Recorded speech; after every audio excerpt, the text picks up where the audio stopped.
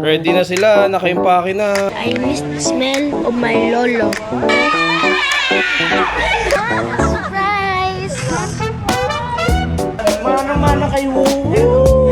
Hello, baby! Favorite na shawarma na. Kasi pag natikman nyo talaga yung mga shawarma dito, kapag ka naamoy mo, magugutom ka talaga eh. Pag naging OFW kasi kayo dito, ang pinaka-common na ma-adapt nyo. Hello guys! So palabas kami ngayon, mag-renew kami ng bahay. Mag-renew kami ng flat namin dito. Kasi nag-early renewal kami ngayon dahil pauwi sila Rachel bukas. Sa kanya nakapangalan tong flat. So kailangan, pag inayos namin to, siya yung nakapirma. Nakuha na namin yung contract kanina.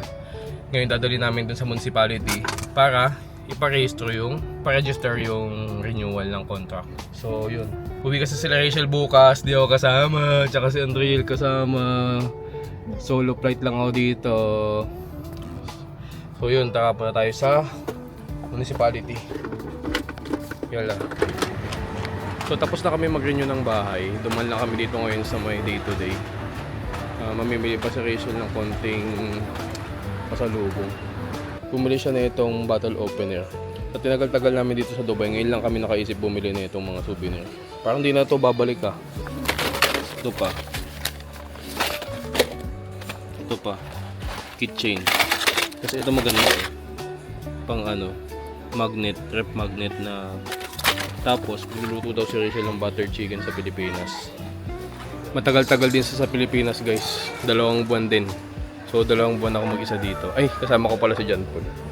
Pero di naman kasi kami lagi nagkita dun sa bahay dahil late na siya umuwi. Real, pag pinabili ka ni Mami sa Philippines ng ano, panty liner, ano sasabihin mo? Tissue. Pabili po. Tissue sa babae. Pabili po ng Tissue sa babae. tissue sa babae. Pangdugo. So bumili kami na ito kasi siya yung plastic na pwede mo i-vacuum. May vacuum siya sa loob para ano, hindi mag-occupy ng malaking space sa loob ng luggage nyo. Yung mga traveler lagi do. So daan naman tayo dito ngayon sa Biba. Bibili tayo ng pang-ulam. Dito sa Biba guys, medyo mura dito. Tapos yung mga product dito, mga imported galing Europe. Tingnan mo yun yung mga pangalan ah. Ayan o, Ora. Mga dishwashing liquid yan. Ora. Kaya nga. Ito. Yung mga brand dito, parang galing siyang Italy. Italy to Mel, di ba? Germany. Basta Europe. Ayan o. Mga snacks nila.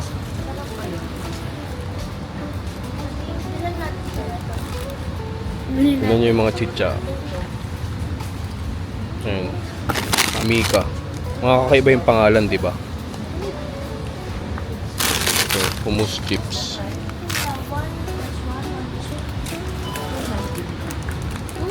Biscuit.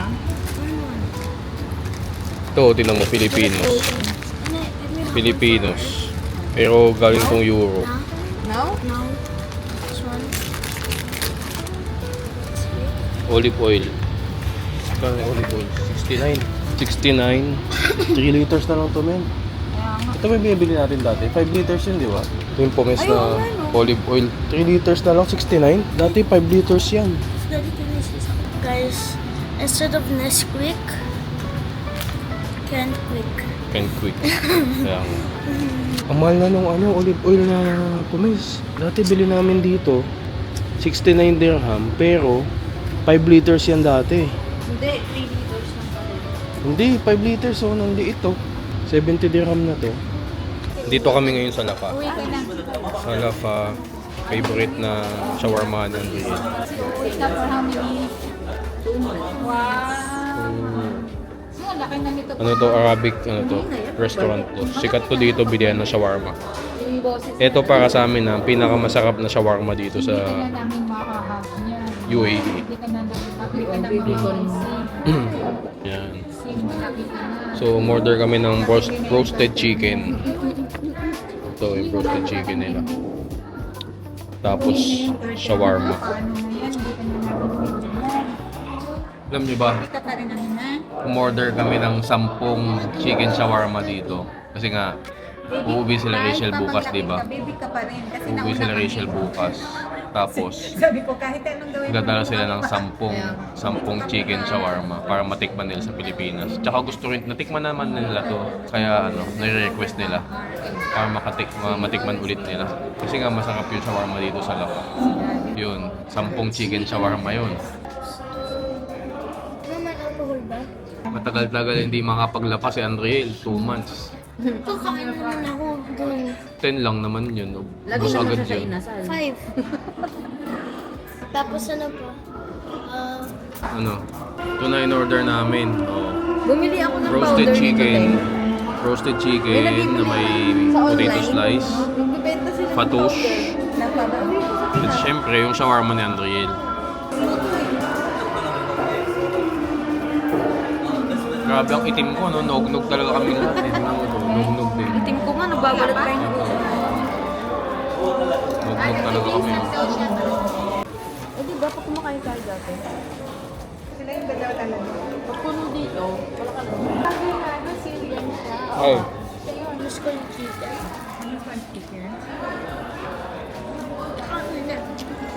So tapos na kaming kumain sa Lafa, nakakabusog. Tapos nakabili na rin kami ng 10 chicken shawarma.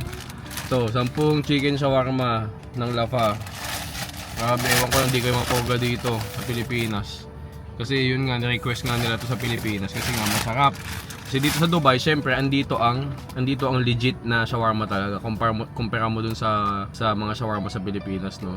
Kasi pag natikman nyo talaga yung mga shawarma dito sa UAE, tataas na talaga yung standards nyo pagdating sa shawarma. So, kumbaga, pag bigla kang napakain ng shawarma sa Pilipinas, iba na yung hinahanap mo. Kaya sila yung mga kapatid ni Rachel, nagre-request ng shawarma dito sa UAE, kaya magdadala sila Rachel bukas. Ready na sila, naka-impake na.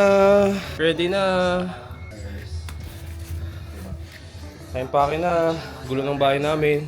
Sayang no, gustong-gusto ko pa naman mag-flight ng Emirates, kaya never pa ako nag-Emirates guys simula no dumating ako dito sa UAE. Never pa ako sumakay ng Emirates. Kung kailan ako may chance na sumakay ng Emirates, ngayon naman ako hindi nakapagbakasyon. Kasi nga di ba ngayon, Emirates lang talaga ang may flight ngayon papuntang Pilipinas. Walang ibang airline. Emirates lang talaga. So wala kang choice kundi mag-Emirates. Gustong-gusto ko pa naman mag-Emirates, pero nawala yung chance. Di mo pwede magbakasyon. Bigat ng maleta. Sarap pumalag.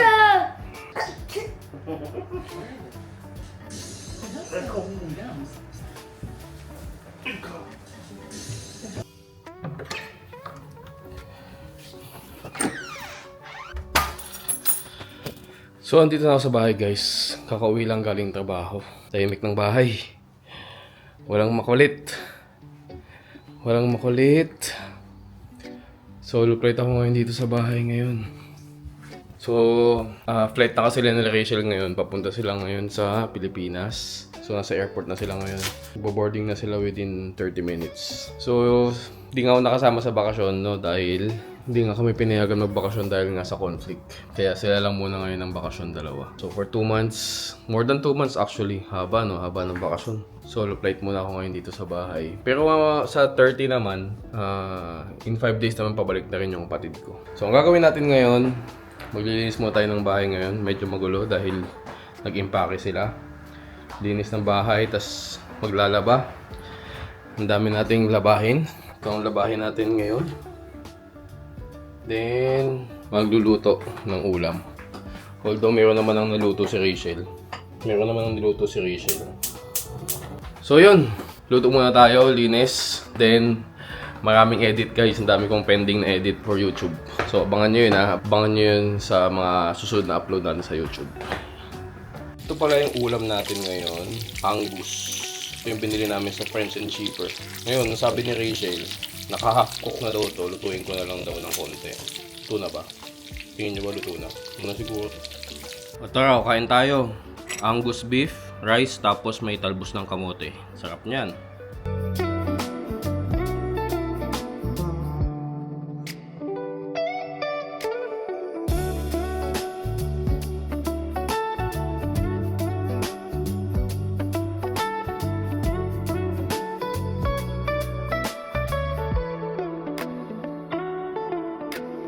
So naglilinis pala tayo ngayon, no? Tapos naglalaban na rin at the same time. Then linis lang ng bahay ng konti, ayos-ayos lang dito ng konti. Tapos ano na, mag-edit na tayo. Inuna ko na tong mga paglilinis ng bahay, tsaka paglalaba. Kasi once na maupo na ako para mag-edit, hindi ko na namamalayan yung oras. Nauubos yung oras ko sa edit. Hindi ko namamalayan, nakaka 6 hours na pala ako nakaupo, nag-edit. Maghugas pa pala akong pinggan. Hirap ng single ah. Oh, paboritong pagkain ng OFW pag tinatamad magluto. Indomie. Bam! Merienda muna tayo. Merienda ng mga OFW. Minsan itong Indomie, minsan merienda, minsan dinner, minsan midnight snack.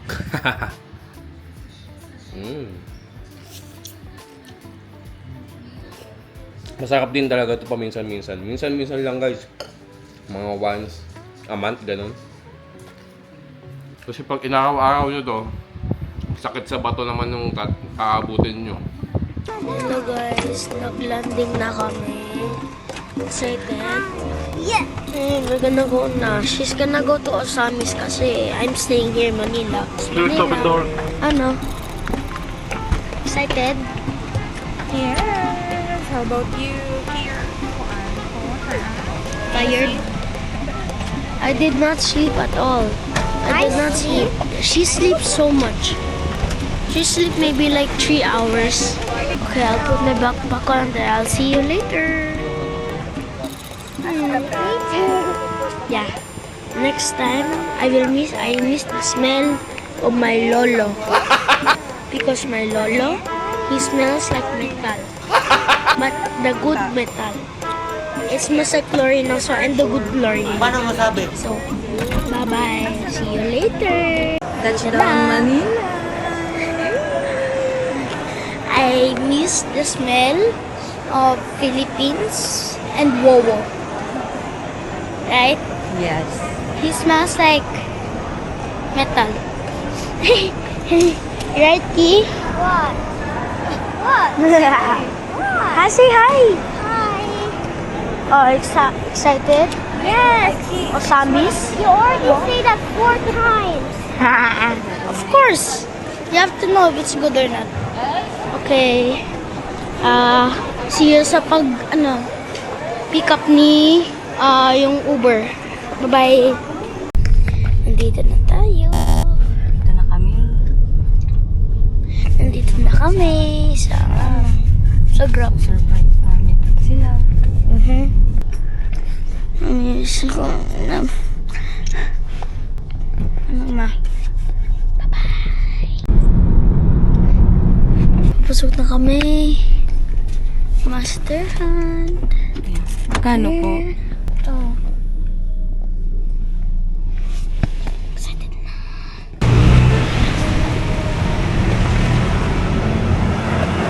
Ano ka na? Go inside. Let's go, let's go.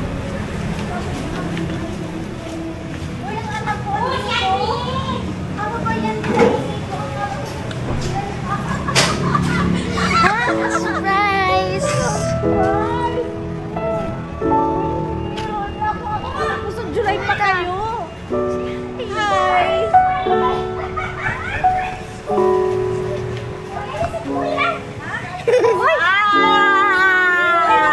Wala na malay nanay. Ay! Katutulog lang ni Barbie! Katutulog lang ni Barbie! Walang tulog si Barbie! You're surprising us, ha? Ang sabi ni Barbie, wala pa kayo darating. Sabi ko talaga yun. Anak ng buhay naman talaga. You surprised me! You surprised ako, ha? Say hi. Ano? Ano sabi mo? Andiyan na daw yung Ang sabi kasi ni Barbie, 12. Anak ko si daddy mo yun. Hi! Say hi! Hi, naka! Si Wawa naman. Si Wawa, huwag niyo sasabihin na. Wala lang si Wowo.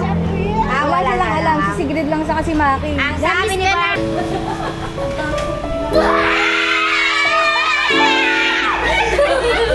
Pagkasito ka na! Surprise!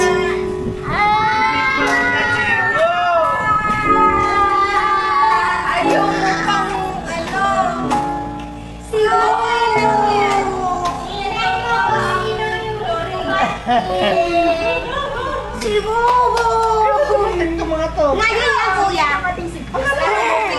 Bobo, say hi. Akala ko 11 kayo. Bobo, say hi. Bobo. Hi, Adriel. Hey, ang pugi talaga. Mana-mana kayo.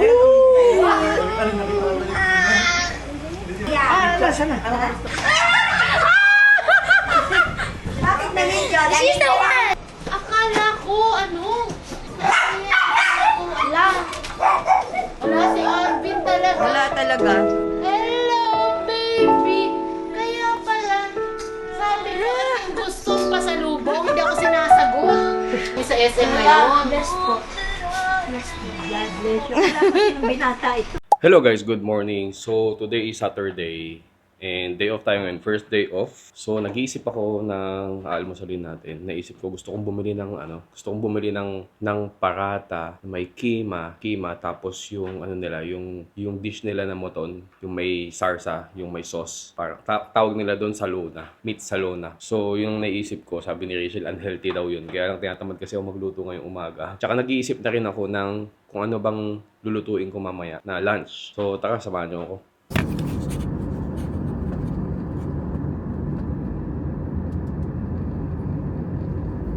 So, lumabas tayo guys, no? Bibili tayo dito sa Indian cafeteria ng parata.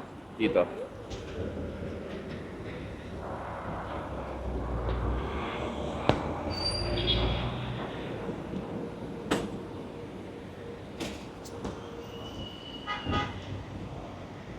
Dito.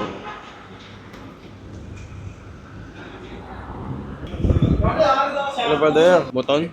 Yeah, mga saluna, no? Just small one only, small one. Then 3 parata. So sabi ko sa kanila, hintayin ko na lang dito sa kotse yung deliver na lang dito sa kotse. Okay. Na-miss ko kasi mag-breakfast ng Indian breakfast. So kaya sabi ko, tinatamad din naman ako magluto. Tsaka wala akong maisip na i-breakfast dun sa bahay. Kaya sabi ko, bili na lang ako ng Indian parata. Bili na lang ako ng Indian breakfast. Ayun na yung order ko. Ayun na si brother. Thank you, brother. Thank you. So, uwi na tayo. Ito yung binili natin. Konti lang siya. Small lang kasi binili ko. Ito yung meat nila. Diba? Unhealthy talaga. Ito yung may mantika, oh. Ito yung kima. Ito, giniling lang siya. So, ayan. Medyo na-miss ko to. Bango. Ito yung amoy na na pagka naamoy mo, magugutom ka talaga eh. So tara, kain tayo. Parata. Ito yung parata. Tapos, i-scoopin mo yan. So, ito. Yan, tirahin natin ng ganito. Yung kima. Tirahin natin. Tapos, kain.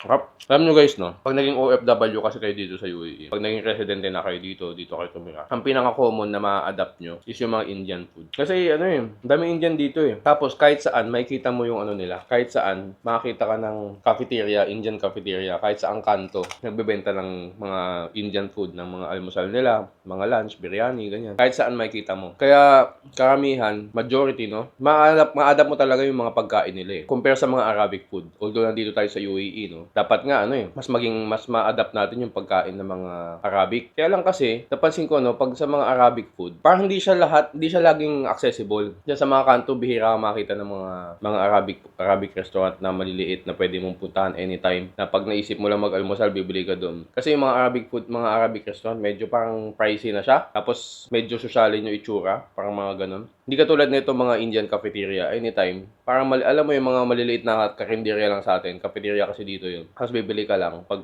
natripan mo. Kaya kasi kahit mga nakasama kong katrabaho na Arabic talaga, pag niyaya nila kami mag-almusal, ganito din yung binibili namin, mga Indian food din. Kaya ma-adapt mo talaga yung ma-adapt mo yung pagkain nila. Niisip ko nga, ano nga ba ang sikat na breakfast ng Arabic o ng Emirati na breakfast? Hindi ko rin maisip kung yung parang ganito na kakain ka ng parata.